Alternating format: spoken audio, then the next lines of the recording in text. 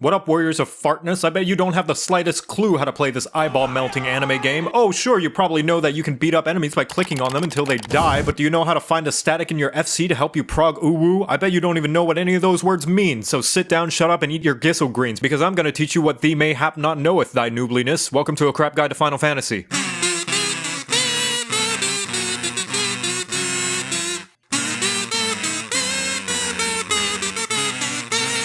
The tank is the person in the front lines of every group, leading the charge to inevitable party wipes, which is because you are the most important person in the party, having slap fights with the boss since everybody else is way too squishy to handle the puss-pounding patty cake. You'll never see Jimmy's soft boots eyeing up the cloud of darkness with his 2x4 and scriggly tree branch. But how hard can tanking be? Turn on your tank stance, do your 1-2-3 combo, and blame the healers when you die, right? That sounds like somebody who needs their short Q privileges revoked. Firstly, tank stance. You turn this on to start gaining enmity. What's enmity? It's where you shout at the bad guys, "Hey, hit me!" They'll be paying attention to you so long as you're dealing damage, so you better be dealing damage and not just having a staring contest. If you don't, then they're gonna start indiscriminately charging at the rest of the party like a dog in a movie theater. If you are the designated main tank, or in light parties, the only tank, make sure this is on. If there is another tank in the party and you are the off tank, make sure this is off, unless there's some other bad guys you gotta pull. If you have conflicting stances with the other tank, they will chuck their shoulder pads at you. As a tank, you should make sure the bad guy's ass is facing the party as often as possible, as indicated by the bright, glowing, half-eaten donut underneath the target. This is so that if the bad guy sneezes, you're the only one getting down with the sickness. And also, if your party has anyone playing any jobs that particularly likes to clap them cheeks, you've provided a bright, shiny spanking space. On top of this, as a tank, you are, by Heidelin's blessings, horrible at dancing, which is why you should move as little as possible once you've got the enemy's attention. That way, the party can continue to whap the wumpus without having to chase down the bad guy's glorious booty. Just as well, because you have control of where the baddies are, you control how useful everybody else is. So if somebody puts down a useful AoE, stop fucking running away from it! Now that you have the baddie's attention and are in a nice, cozy poking position, you don't have to worry about anything else, right? Ah, that's what I thought you'd say, you dumb fucking horse! Believe it or not, when you die, it's not entirely the healer's fault, just mostly their fault. That little bit of responsibility you have is based on how well you can juggle mitigation. What's mitigation? It's the buttons that make the bad guy's slaps hurt less that you sometimes press once a subscription and never think about again. You ever wonder why you have several of those buttons that all seem like they do the same thing? Well, that's because you're supposed to space them out over the course of a fight so the healers don't have to sacrifice their entire mana pool and firstborn child to get your frail ass through the dungeon. Remember not to bust your tanking load all at once, or else you're gonna feel a lot of shame when you're all out of juice and the boss still wants to go about 4 more rounds. Every tank also has a press X to not die button that can be used to survive any devastating attacks, or if you're a really aggressive paladin who drew every enemy in a dungeon ever and don't want the healer to hire a hitman on you. As for what your limit break does, tanks are thicker than the average Disney mom, to the point your honky chonky donkey bahonky extends to the rest of the party, protecting them from damage up to a whopping 80% at LB3. The thing is, unless you're a high-end player, you'll probably be using tank LB as frequently as a good player rolls high on loot. Overall, you have 4 flavors to choose from: punk, grunge, metal, and Christian rock. There's warrior for big axes, big anger, big self-healing, and if you like to do fell cleaves, again and again and again and again. If you prefer more brooding than cruding, the Dark Knight is great for doing your best guts impression. You get a huge-ass sword, goopy black energy particle effects, and the literal best mitigation in the entire game, but it's balanced because they get the worst invulnerability button in the entire game. You press it, and then it makes you die. Gunbreaker is called a tank, but everybody knows it's just 3 DPS in a trench coat, as designated by the fact you get a fucking gun and your swings explode. But you have to be a hardcore gamer, since it requires a lot of cartridges. And finally, the Paladin, who tries to pretend they're a healer and caster, but only when the other healers and casters are looking. But fuck all that, because the most important thing is that you get the motherfucking sword and shield, baby! Try getting behind this wall of holiness, bitch! Now you know how to play tank, you're welcome.